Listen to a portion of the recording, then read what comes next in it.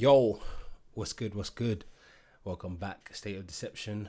We're doing some live reactions to TikTok videos. I love doing this because TikTok really has the best content at this point. YouTube has the best if you're talking about longer form content. But I won't dilly-dally.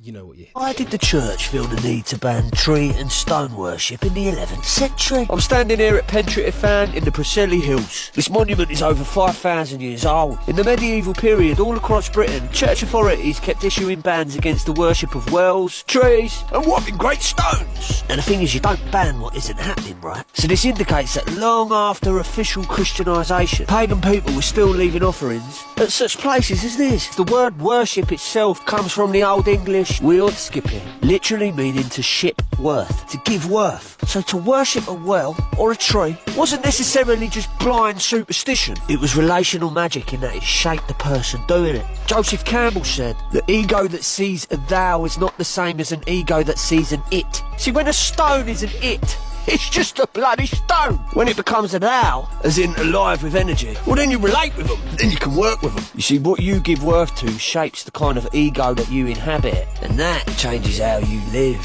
Maybe that had something to do with the ban. Oh, much love. Now why did the church... Yeah, one of the super wokest videos I've ever seen. I'm talking about real woke. Like, this guy knows what's going on.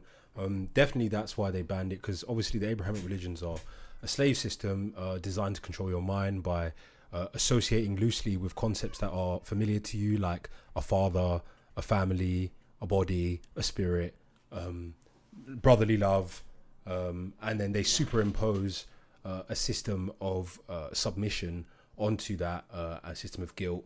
So yeah, that's why they did that to the pagan tribes of Europe, and the same thing that they did to the tribes of Africa, the Native Americans, etc. And obviously, one of the good points they touched on is that the people that used to so-called worship these things, they weren't stupid enough to actually think like a rock was their god. They were showing reverence to nature, and that's what we really need to get back to. It's possible to create spiritual systems based on nature without thinking that those systems are superior to you, or that they created you in terms of them being you worshipping some inanimate object. So yeah, Muslims, Christians, they're super in the matrix, and they don't understand these concepts. Baby's crying. So let's break this down, yeah? So you escaped prison twice, yeah, in the space of a week. Well, we'll say a week, but how many days was it apart? It was like 5 days, you know. Yeah? Something like that, 4 days. So like, to even escape prison the first time is mental. That's even unheard of, but it happens, innit? Happens, bro. For them to bag you, yeah, and then it happens again, that must be a world first, I think. UK first, surely. It's mental, I can't lie, but you know, it is my boy. See back in the UK, police and they're dumb, man. Yeah. Understand? They're stupid, so get me in my right now, it's my time, so I'm just trolling them, you know what I'm trying to say? But how old are you? I actually like this guy a lot. I like the fact that he doesn't give a fuck about the system. I seen a video of him in prison starting a riot, and the energy that it gives off is just like a pure, like primal energy, and people won't understand it, but that's because people think that the system's good. They don't realize that a lot of people that go against the system are freedom fighters. They have a spirit of a freedom fighter. They'll look at this guy as a common criminal. But I think I saw another part of an interview where he was saying that he used to rob people, but he used to rob the scammers.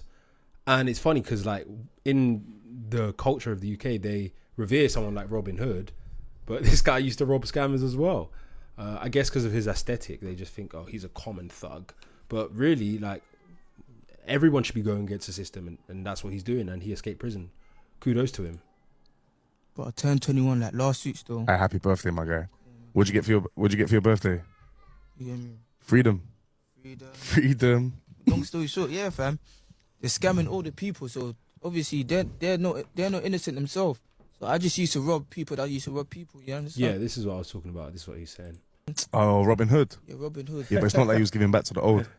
No. You're just keeping for yourself. Yeah, Coles, why not? What?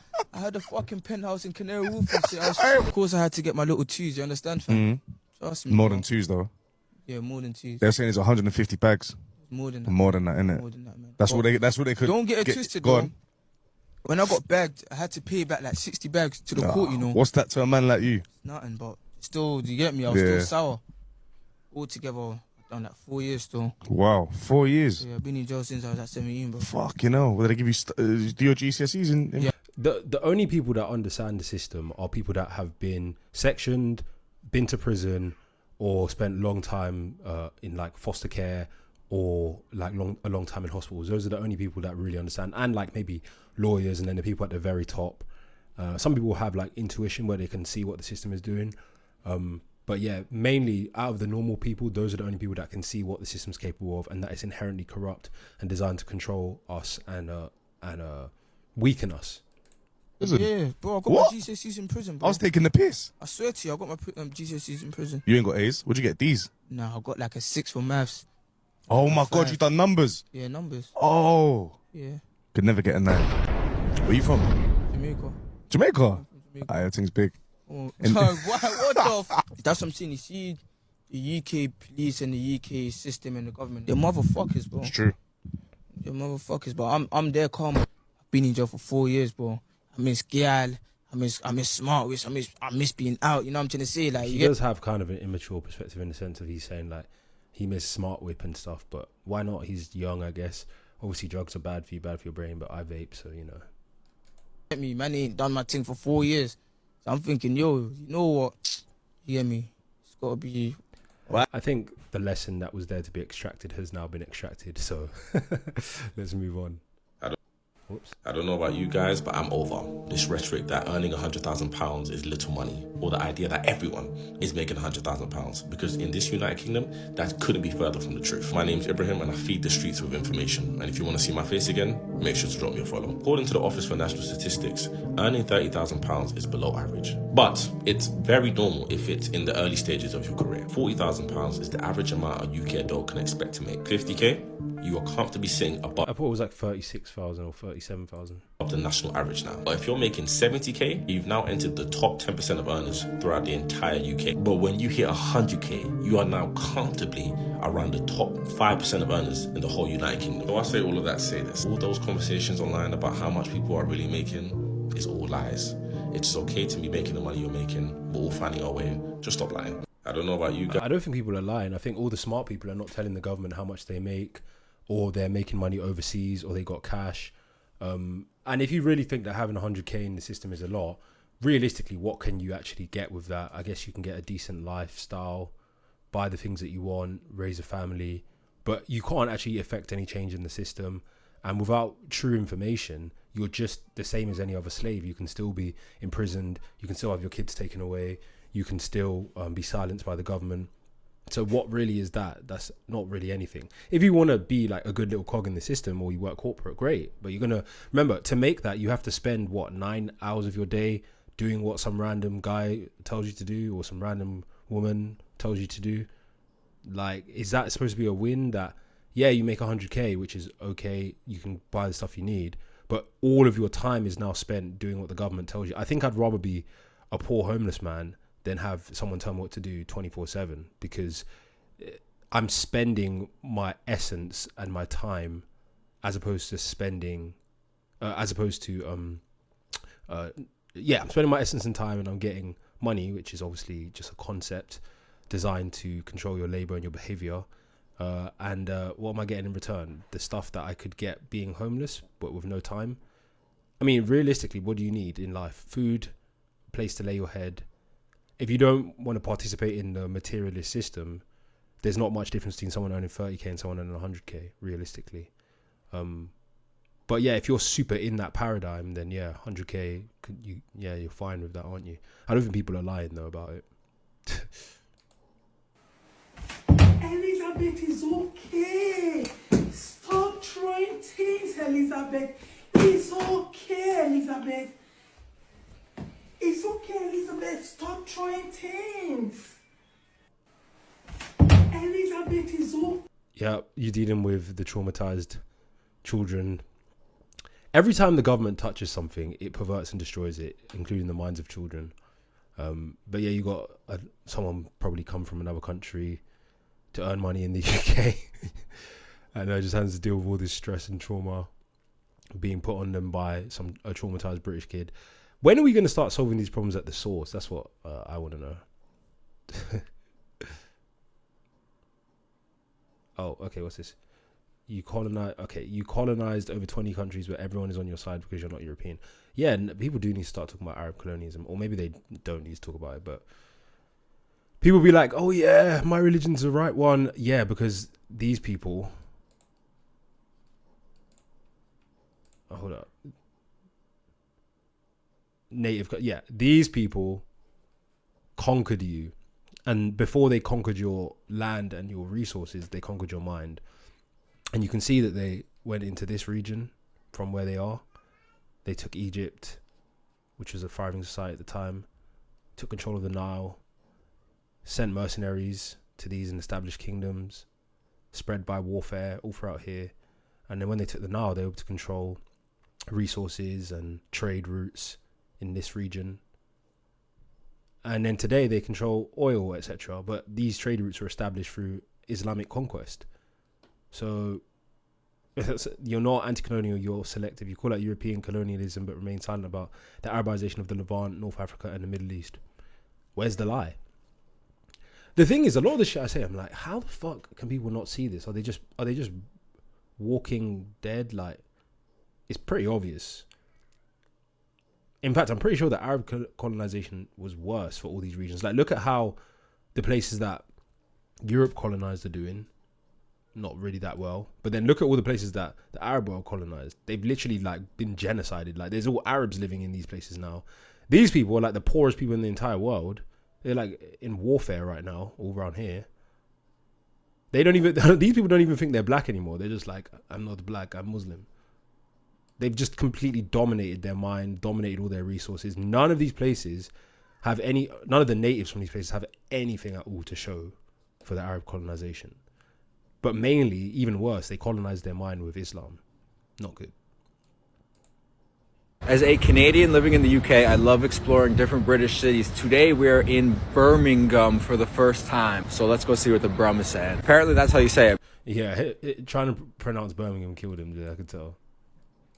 Birmingham. To start the day, we have come to Pigeon Park. Look, they even got their own little London Eye over there. I know why they call it Pigeon Park now. Jeez. What? Yeah, they're probably in this. Yep. They even got their own pigeon convenience store. Am I tripping, or is Birmingham the only city with a streetcar on it in the UK? These streets are looking pretty nice. I'm not even... No, there's loads of places that have trams. I think they have them in South London. I didn't have them in... Nottingham. There's a couple cities with trams. I love how he doesn't know what trams are. I'm gonna lie to you. For some reason, this was one of the most requested places I go to. Mackey's on the ramp. Cheeseburger secured. Let's give it a try. Can someone explain to me the whole lore of the Mackey's on the ramp? I don't get it. Apparently there's a bull in this train station named after Ozzy Osbourne. Oh shit. Did not expect it to be that big. What? Is this like the city's mascot then? A bull. Like the mall is called the Bull Ring. It is a beautiful day today. God damn. Okay, Brum. This pub looks like a vibe, I can't lie. Apparently there are more canals out here than there are in Venice, which is big if true. Water don't look too clean, but it's still pretty sick to have. Someone commented and said, bro, you need to go to the jewelry quarter. That place is bumping. And all I'm seeing right now is an empty street. I'm the only one here. Where is everyone? I will say this though, my nervous system out here is a lot more calm than it was in that city center. Some parts of the Brum city center are wild, bro. There was like 10 little pricks just running around with water guns, just spraying people in their head. Oh wait, bro, this area is well nice. A Brummy lad just messaged me on Instagram and invited me around his shop, so we're gonna go. I've made it to Bene Culture. They got some crazy bits in here, bro. This store is sick. Imagine me pulling up at a festival in this. Boys, if you're in the Berm, check out Bene Culture. Bene. Those guys are legends. If you guys are in Dig Beth, make sure you go check them out. We went home, changed, and now we're at the National Exhibition Center because there's a Call of Duty event. And if you know me, you know I love my esports. Come on. This shit is packed. Oh my God. Very positive guy. Birmingham's kind of an underrated city. People don't like it because it has a lot of immigrants there. But there's a lot of pros that come with immigration. People don't like to talk about them though. But yeah, interesting place. I quite like Birmingham. It's kind of near. In fact, I moved to Coventry to be nearer to Birmingham. So I like Birmingham, but I'm sure there's a lot of people that don't like it. There's no way any man on this earth would be able to stand and burn a Quran in my face. Oh my God. There's just no way that would happen. Like, there would definitely I would definitely choose violence. But you accept then that, Adam, you would accept then that you would have broken the law and be convicted for it? Oh, 1,000,000%. Yeah. I'd accept that. So why? 100%. And that's because the Quran matters so much to you that you would be willing to potentially go to prison for a violent act if someone was burning it in front of you? To be honest with you, I've been to prison for less than that, so yeah, that's very important, yeah. I think your response is the problem. I think if you say any mocking of your religion is going to result in violent attacks on that person, that has such a chilling effect on free speech in this. It's so funny because this guy, LBC obviously is known to be more left-leaning, but I can tell that this guy, through having conversations on LBC day in, day out, I feel like he's slowly becoming aware of what his potential political opposition thinks, because every time I see a clip of him, it's just someone waking him the fuck up and being like, dude, like, just completely like erasing everything, his whole perspective, what I imagine to be his perspective on things. But yeah, as I've been saying, and I said literally in the last video, Muslims don't believe in free speech, and it's weird that an imaginary idea would get you this riled up. You're like, you disagree with me, so I'm gonna attack you. But that's literally the history of Islam, and really the history of Catholicism as well, is that they just went around killing people who didn't agree with them. People forget, a lot of the Christians, they talk about Islam. The Catholics used to go to countries and say, do you accept the Holy Trinity? And if they didn't, they would literally set them on fire. It's like, I don't understand the mindset of these people. Country, the ability, the right to mock. There is no free speech. What's this free speech joke you keep talking about? Right. There's no free speech. There's no... Islam is being bullied. That's what's happening. Islam is being bullied. It's been happening for long. And now just people just think they can just do anything and anywhere. And no, yeah, a religion... Well, but if the anything anywhere was to, say, in a religious studies lesson, draw an image of the Prophet Muhammad, not in a mocking way, but literally just draw, what he may or may not have looked like, should that be allowed? No, it should not. Why? See, because he's a religious ideologue. He can't think outside of his Judeo-Arab, Islamic, Christo, like fucking paradigm. He can't think outside the box. The literal like box, which is just a cross that's like been unfolded. That's what the cross is. It's just the matrix box unfolded into a map. But he's right that there's no free speech, because again, like they say, oh, there's free speech, but it's not free speech really, is it? Because if you say the wrong thing to the wrong person, they will target you. Even in the UK, even if you don't insult like so-called protected groups. Like when I was in the hospital when my kids were born, and I was saying that I don't think my kid needs a vaccine, they tried to take my kids. Was that free speech? No, it wasn't. Not allowed for us to do. Well, but you're not me, and I'm not you. If someone's doing that in a non-mocking way, maybe we could teach them and tell them why we don't do it, and we find but you might do that, and they are within their rights. That school might be within their rights to say that's absolutely understandable. That's your religious faith. Those are your religious traditions and cultures. We don't abide by that. This is a secular school. This is what we're doing. Then I wouldn't have nothing to do with that school. There's no way. Yeah, only accepting ideas that align with your worldview. Very strange, these people. No way, what you see online is not the real China. This and this and this. They are the first tier and second tier of China and occupies only 10% in China. I've been trying to tell people this online for like the past 3 years. Every time I do my America lives, people are like, oh, but China's the future. I'm like, bro, the GDP of China is super low. Like, who wants to live in a bug city? I don't want to live in a bug city, and everywhere outside of that is just rural and poor. I'd rather live in the rural poor places in China. I'm sure those are cool, but like people act like China's the future. China's got a long way to go, bro. They're not. Any country could just make a major economic center in their city, invest all of the taxpayer money into making that place look super good, and then only show those places. That's what China's done. The real China is in another 90%. Let me show you. If you drive a car, the first 10 minutes, you are in the city center, skyscrapers, and neon lights, just like any big mall. Christ, who would want to live in that? Oh my God.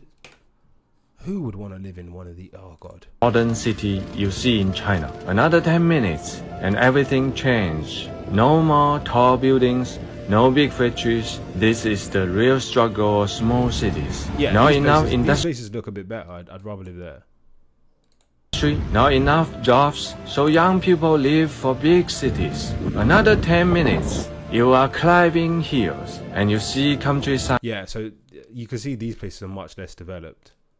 And farmland. In just half an hour, you see the red face of the small city, shrinking rural populations, old and new buildings mixed together, fewer and fewer people. This is 90% of real China. Follow me to see the China, the real China. No. Yeah, it just looks like a nice little village, I guess. But yeah, it still shatters the illusion of a lot of people, that a lot of people have of China. Oh god, this is going to be triggering, isn't it? You don't let me speak and I'm going to call you a cunt. You son of a bitch! Alright, sit down. You're the worst! You're the fucking worst! I'm the worst, I'm the devil, I'm a piece of shit, I'm a moron. Got it all. You are the worst! I'll say my... You are the worst! When I get my left... No one's worse than you! You know it's coming, defense mechanism. Scream, yell, interrupt. Scream, yell, interrupt. Scream, yell, interrupt. Scream, yell, interrupt. Scream, yell, interrupt. Say something I don't want to hear and I can sense it. Scream, yell, interrupt. Scream, yell, interrupt. He said, if I say something you don't want to hear, then you go to scream, yell, and interrupt. Interesting. I mean, to me, it's immediately obvious that the woman is a problem. Let's see the comments. Bipolar mom vs narcissistic dad, 1v1 PvP boss battle, 390k likes. He doesn't sound narcissistic to me. Someone says, oh, this is like one of the top comments. The dad is a professional rage baiter. How? He's dealing with a petulant, childlike mentality. Why is she screaming like that? Oh, this is... Okay. The woman is screaming, yelling from reactive abuse, a place no one should have to live for its hell. How does she... See, this is the problem. Everybody always thinks that the dad is the problem. The evidence of your own eyes and ears shows you someone who is literally being calm while someone else screams in their face. Yeah, exactly. For another comment, why does everyone immediately blame the dad? You poor dad. Spam v skill. Your poor mum, 16k likes. I don't think girls actually have the capacity to see things through the perspective of a man. Like, I've just accepted that. Get her on a metal song, though. Not gonna lie, the dad seems kind of chill. Yeah. Screaming out, interrupt. Assuming reactive abuse when this was my mum, who was a full-blown master manipulator and alcoholic. So no, I don't judge a video. She sounds too much like my mum. Give me chills. I mean, that's literally how 80-90% of women behave when they don't get their own way. Maybe not 89, maybe like 60. And then like 20% of men behave like that when they don't get their own way. Human beings are just generally, yeah. Oh, I like this. Top 5 US cities. Wait, hold up. Just so you can see. Top 5 US cities as someone who's been to 15 plus days. Oh! Chicago. Went during Christmas time and loved it. Cozy, wholesome vibes. Loved the industrial vibes to it. Cute city. This girl knows ball. Chicago. Anyone who puts Chicago at number 5, you can tell they kind of know ball. But it depends what else shit it is. Let's see. New York City. You kind of have to put New York in it. In top 5. New York City, iconic, deserves a hype. Really nice bars and restaurant. I love Central Park so much. My favorite place. Pretty interstate city. I've been in the summer and winter. I recommend both. New York does have some nice parks. Not just Central Park. I really don't like Manhattan though. The buildings are too tall. Brooklyn's okay, very dirty, but it's very chill vibe. If you want to go where it's cool, New York is one of the coolest places in the world. If you want to actually live a normal, natural life, you don't want to be in New York City. But I love New York. I've lived there for like a year. I love it.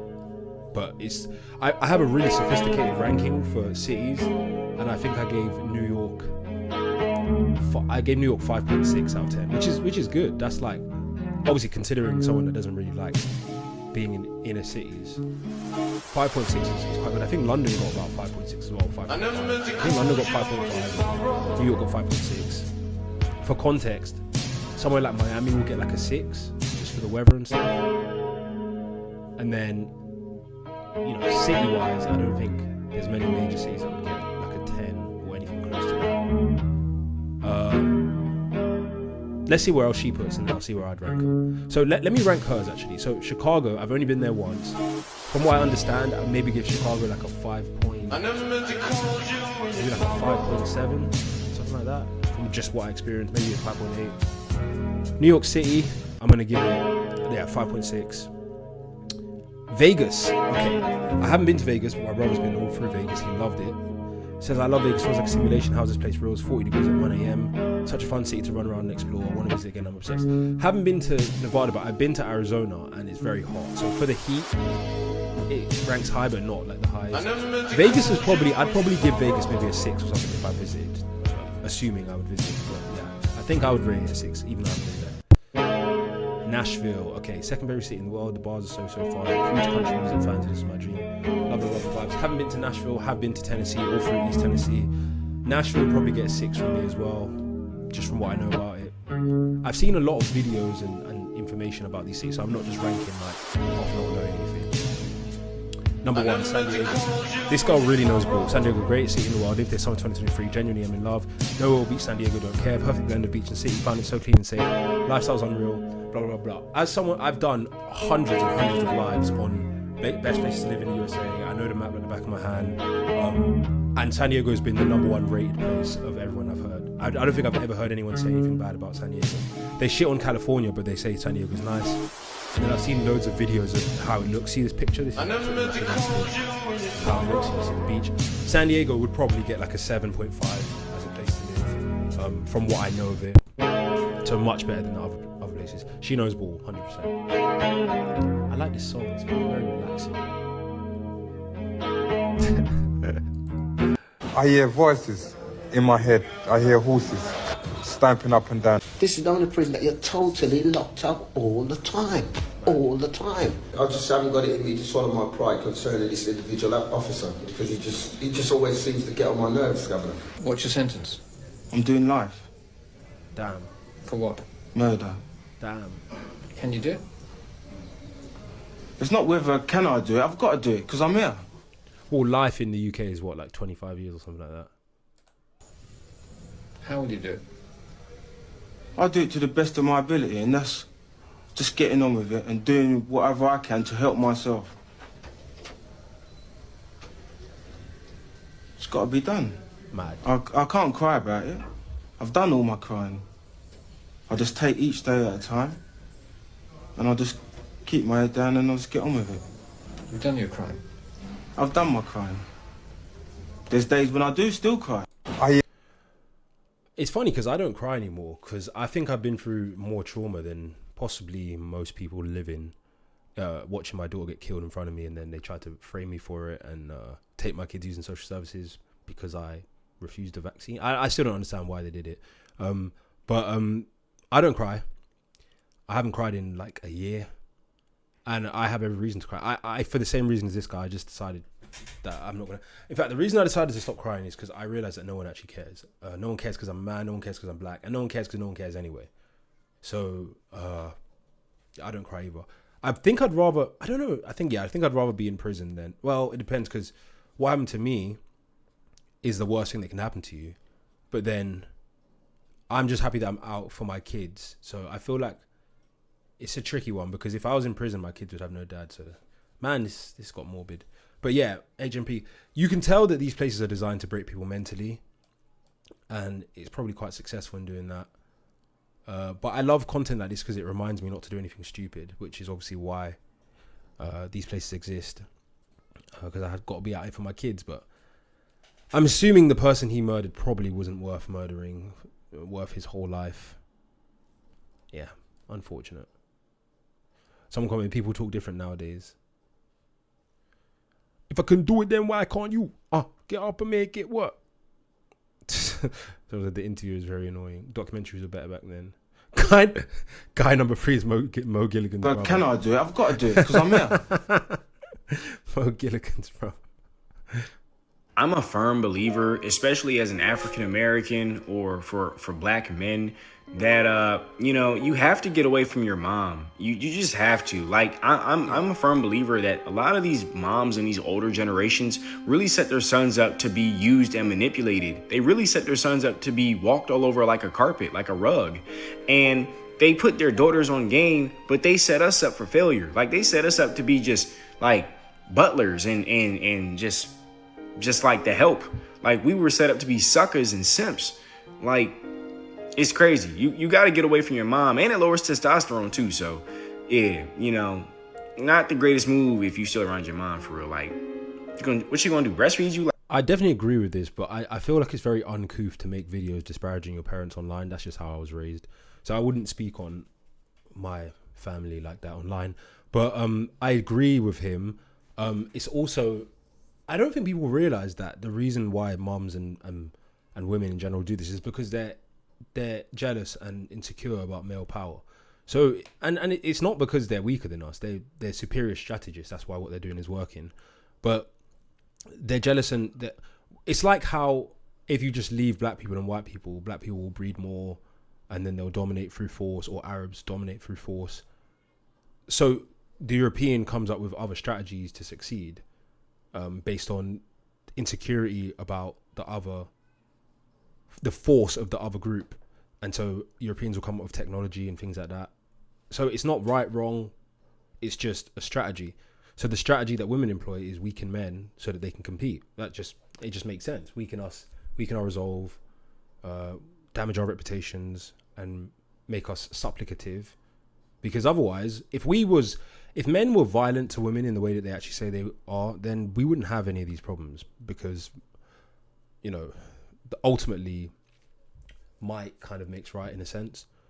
So yeah, this is their strategy. But it would be better if people had strategies based on their tribes and family groups, because then the men and women could work together to strategize against other groups. But in the society that we live in now, nobody really has a group that they can be part of in terms of to make a strategy against the system. So we go at each other, and then the women all team up against the men, and the men are just, I don't know, most men aren't really teamed up against the system or women. We're kind of just fucked. So we need to get our power back, and the only way we can get that back is through forming militias, realistically. I'm Maddie, I'm 27. I moved to San Francisco from the UK 7 months ago, and I work in a corporate job. And I just wanted to share some of the differences between corporate UK versus corporate America. The first thing is holidays, vacations, annual leave. In the UK, we have annual leave. There is a minimum statutory government requirement for all employers to provide 5.6 weeks, which is about 28 days.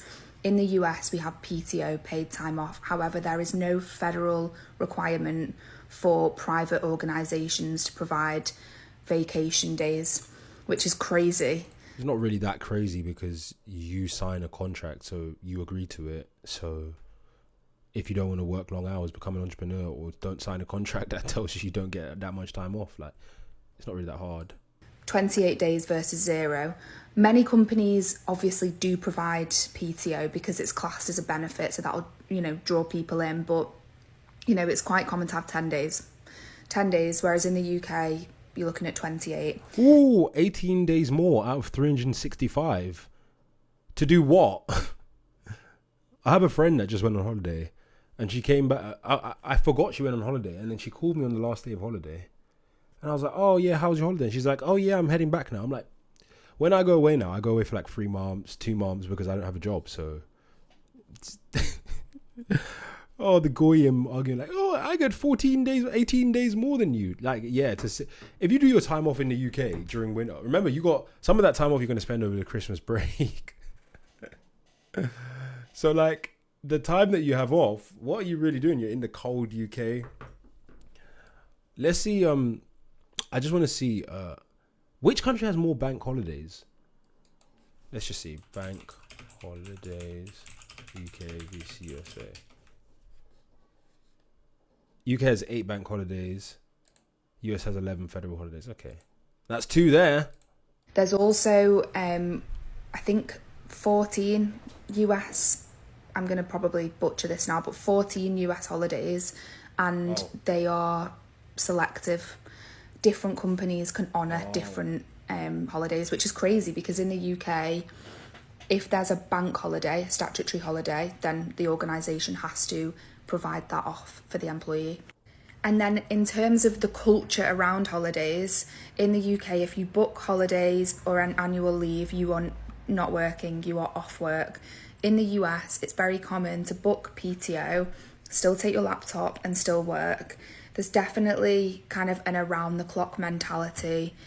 Well, yeah, you're not working. You're still mentally enslaved because you have to think about what someone else is telling you to do. So anyone who works, unfortunately, is a slave unless they're working directly for themselves. That's just facts. if I were to send an email in the UK past... And just to clarify that, what is the difference between being a slave and a servant? Like, one, you get a house provided for you, and the other, you pay for your own house using money coming from a system that you didn't create. So both of them are the same. I'm not even going to elaborate. 5:30, 6 p.m, people would say either the next day or if they're still online, what are you doing? Why are you still online? Whereas if I were to send an email at 10 p.m. here, no one would bat an eyelid. If I send an email on a Sunday, no one would bat an eyelid.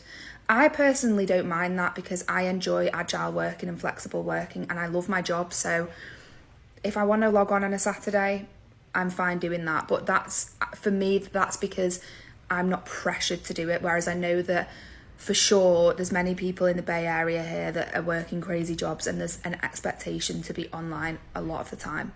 The second one is food and drink related, and I obviously can only go off of my company, but I also have spoken to friends here and I know what it's like in the UK because I grew up there. So in the UK, food in the office is not necessarily provided. If we have milk, there's just one type of milk, and if we go out for team lunches, it's just a standard meal, no alcohol. Sounds like fucking hell. People, and this is another thing, is people need to stop living beyond their means. Because if you just live off the land in like a trailer, which it doesn't really matter what your house looks like especially nowadays, you've got modern technology, Starlink, you don't need that much money. So your freedom should be worth more to you than money. You don't want to just be a corporate bug man eating, what the fuck do they eat? Some like pasteurized milk, just some like goy slop.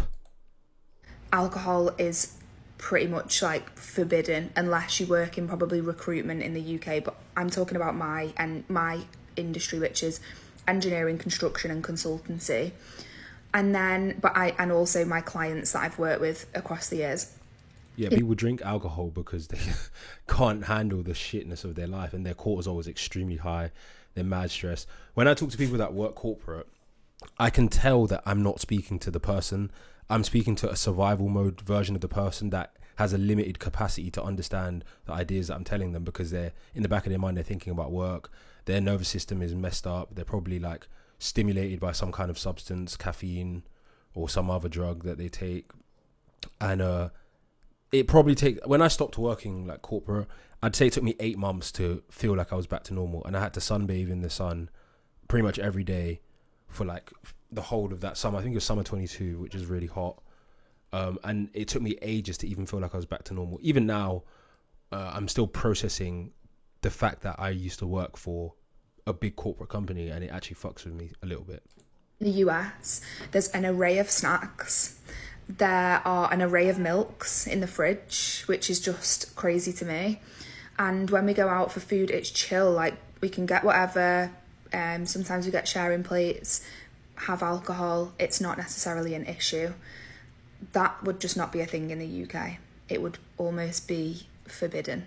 Also, bear in mind, this is just based on my experience, having worked in the UK for about 7 or 8 years, and then having worked here. Why has she like not smiled the whole video?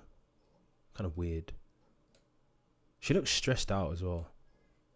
Just nearly a year.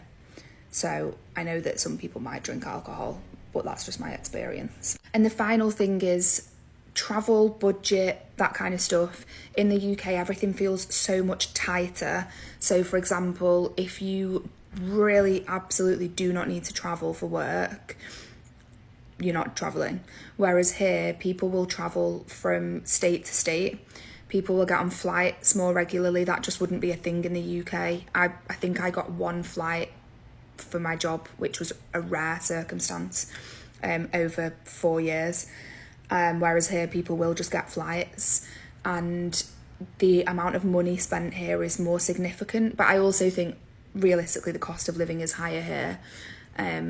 But I just find that people will just much more often jump on a flight here and take much further trips that would just not be a thing. They would have to be extremely justified in the UK. Okay, let's see what the comments say. Working life in the UK is much more controlled, right down to micromanagement. It's like school for adults where your manager is the teacher, pretty much. Someone said, I'm a Brit living in the US too, been here 4 years, I'll do 2 more years and go home. Corporate America is soul destroying, like genuinely exhausting, far stuffier than it is back home. The pay is great and I'm stacking my 401k, but more to life than money. If there's more to life than money, then what was the point in working corporate in the first place? I guess he's saving his money to do some other shit. Leave off the land, bro. DJ, no holidays or right to disconnect from your work, but at least you have almond milk in the office. The UK doesn't have to give bank holidays off, though. I think they mostly do, though. UK national living and working corporate in Texas, I get 14 days paid time off plus 11 public holidays. So 25 days total, which is good. And days off mean days off in my company. All whilst getting paid 3 times more salary in the US. US is definitely better for working. Cost of living, I don't think this is... And cost of living, I don't think is actually bad, in my opinion. Yeah, that sounds like a more accurate comparison, like, from what I understand. Working is definitely better in the USA, especially because you get more money. But obviously, if you're going to work, that's what you're working for, right? Mind you, 28 days isn't enough. Sadie says, could never do corporate America, sounds awful. I work for a law firm and I even find my office atmosphere incredibly chilled. Everyone is nice and our managers look after us. Okay, I guess different strokes for different folks. I think the greatest secret out there is that the history that we've been taught about evolution, about development of humanity, it's all fake, okay? So we have about 10,000 years of human history. That's it. But we know that we Homo sapiens have been around for about 200,000 years, 300,000 years, okay? That's. We really don't know that. It's just a guess. It's just an assumption, educated guess. That's estimate. So what were we doing for the rest of this time? Okay, that's a question that science has never really answered for us. Okay, that's point number one. Point number two is that we have some archaeological sites that are close to us. Okay, so Göbekli Tepe in Turkey. Okay, Göbekli Tepe, Turkey. Tepe in Turkey. We've only uncovered 5% of all of it, and we have. And so why we haven't uncovered the rest of it? It's not about money issue. It's because the truth will destroy the traditional narrative. Then you have the Amazon in Brazil, and how we're discovering how these ancient civilizations existed in the Amazon before, and also these ancient civilizations were the ones who actually created the Amazon, because the Amazon itself is not an organic creation; it was a man-made creation. So is that true? So if you do, I mean, like if you just work from first principles, what you recognize is that we've probably had civilizations before this, okay, that were destroyed in the Great Flood, okay, or what was technically called the geomagnetic excursion, the magnetic pole excursion. Would you say that the magnetic poles, the north and south, they switch every 6,000 years, okay? Right. And when you do that, you change the geography, the topology of the Earth. You cause massive floods, you cause climate change, and these civilizations were destroyed. So we are not part of the first civilization, okay? Another thing is the pyramids, the Egyptian pyramids. We are not able to create the Egyptian pyramids using the technology that we have today, okay? It's incredible to think about how, we have the most advanced spaceships and computers, but we're not actually able to recreate the pyramids. I think we could probably recreate the pyramids. Because we don't have the technology, all right? So I think it's safe to say that there have been other civilizations before us that were also advanced, but in a different way, okay? Maybe rather than focus on the material, they were focused more on the spiritual. That's my little boy.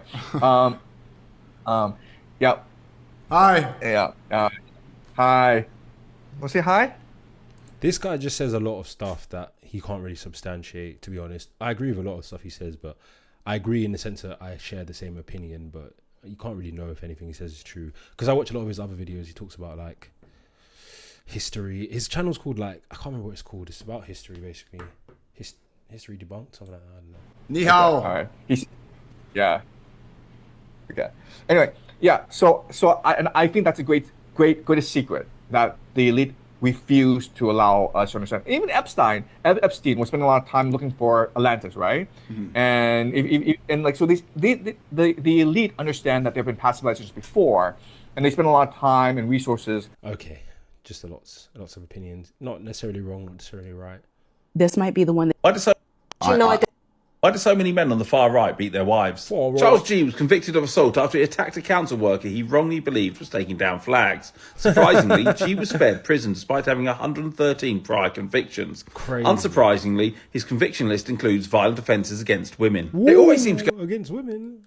go hand in hand, and the statistics back this up. You'll probably remember the 2024 hotel riots and how of the 899 people arrested, a staggering 41% of them had previously been reported to the police for domestic violence. Yeah, because everyone gets reported for that shit. Not me, but I'm just saying, being reported isn't the same as actually having done it. Girls use that as a weapon these days.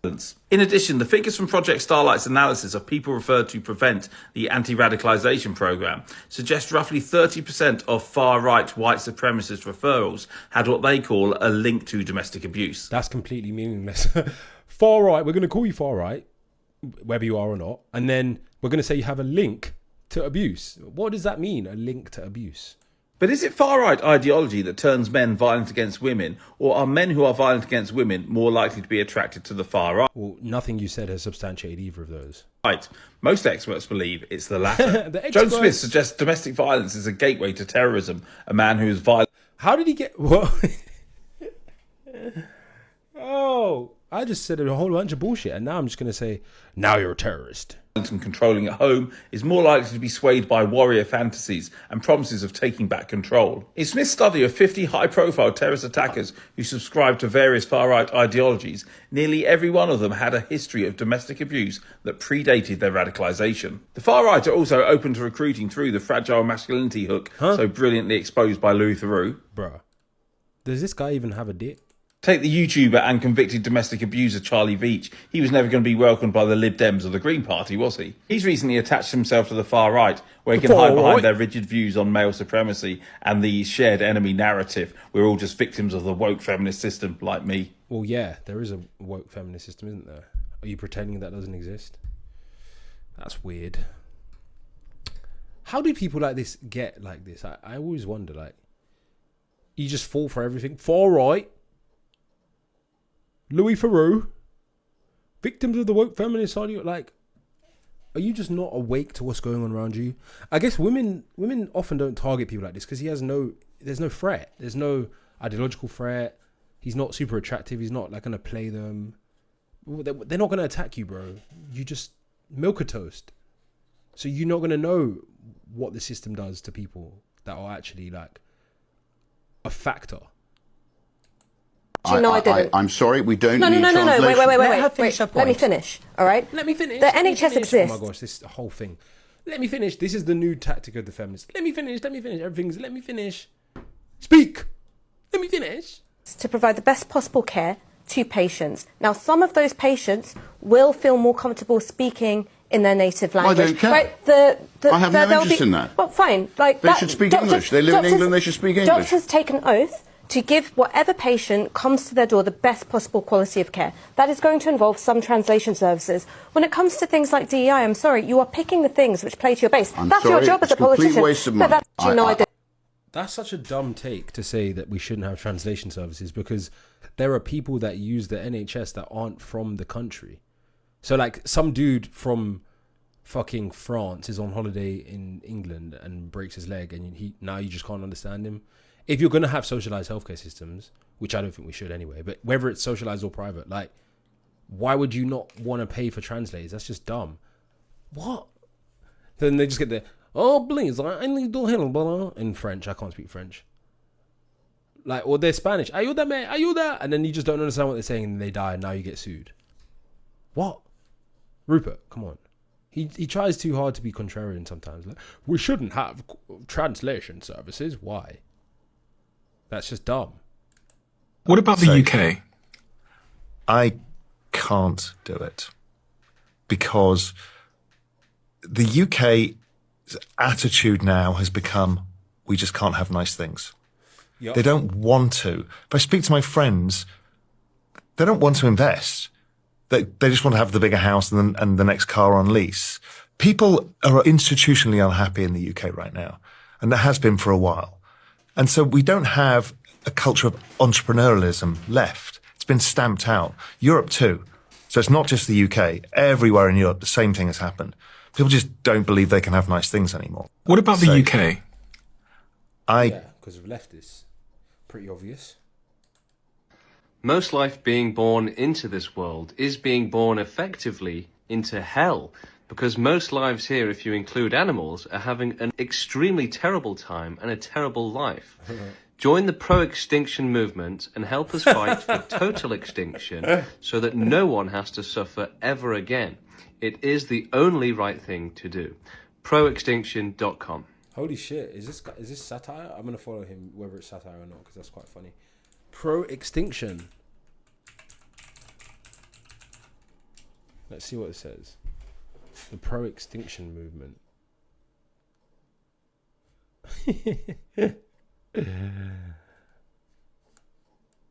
Okay. Quite funny. You know what I was thinking? Would men Last still one. date women if they couldn't have access to their bodies? Oh, as a woman who's been celibate for almost 7 years, if you tell a man that sex is not on the table, he does not want to date you. I've begun to realize that the entire premise around dating and relationships is so that men can have access to women's bodies without Why paying do they for say them. There's two why do types they of say access to women's bodies so that men can have sex and children? Isn't that the biological imperative of both men and women to have sex and children? So, oh my God, men are bad because if we stop having sex with them, then they don't want to be in a sexual relationship with us. Yeah, that's one of the major points of relationships is what? Oh God, these people are so dumb. Currencies that men believe that women accept. Whenever a girl does this with her eyes, when she's talking to you, you know she's just talking shit.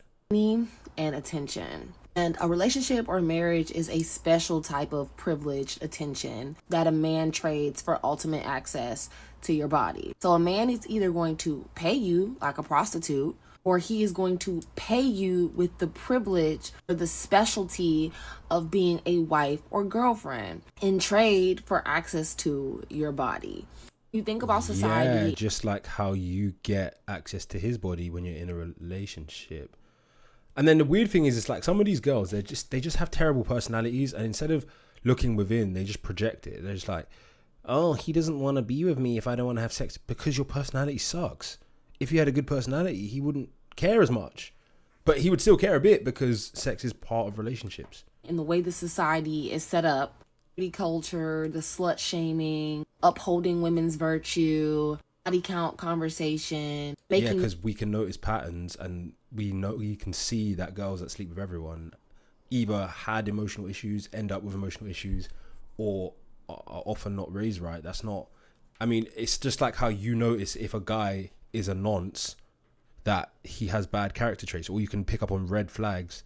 Like, it's so weird. These type of people, they'll always talk about red flags in men, which there are red flags in men, but then they want to discount all of the red flags in women. Having a high body count is a red flag. It doesn't mean you're bad. It doesn't mean you're morally inferior. It's just a red flag associated with other negative behaviors, like a person being promiscuous or not.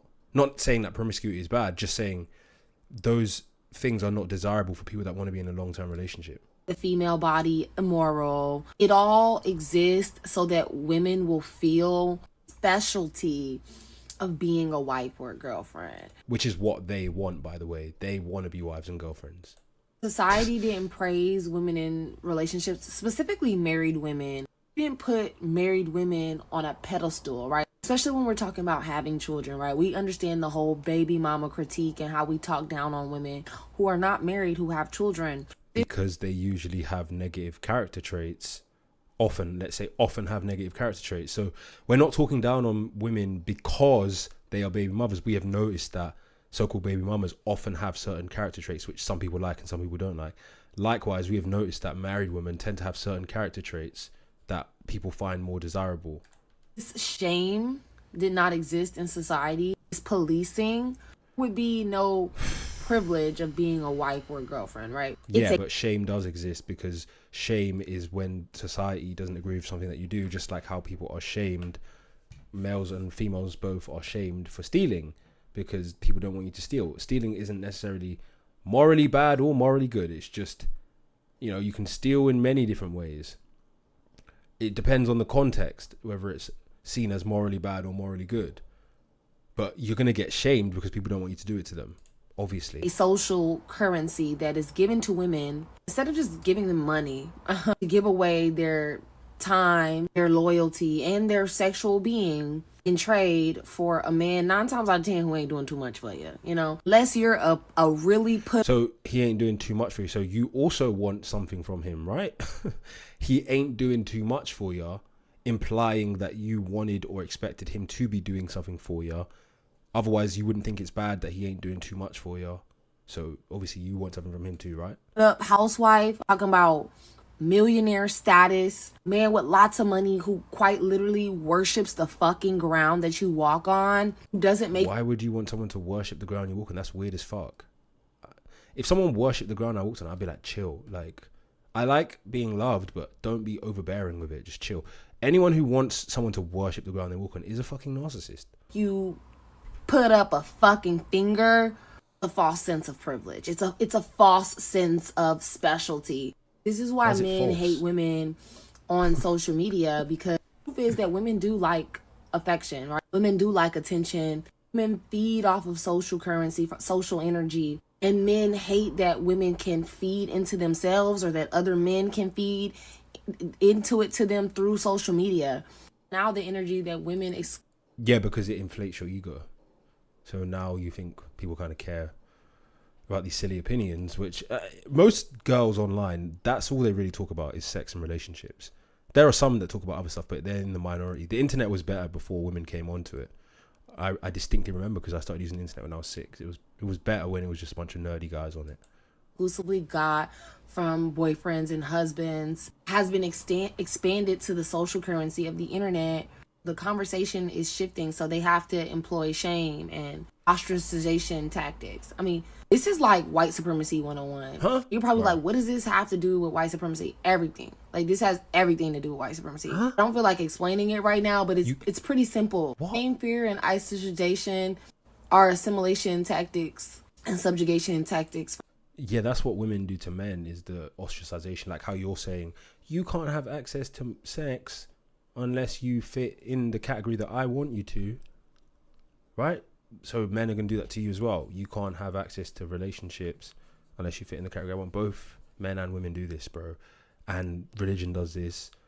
Your job does this. Every single thing in society is based on transactional relationships, where it's like, you offer me something, so I'm going to give you something in return. White supremacy without employing violence. I don't understand how white supremacy has anything to do We with can that. talk about that later. Yeah, talk about it later, because that was pretty dumb. Right, okay. Dude, we're done. We're done. Thanks for watching.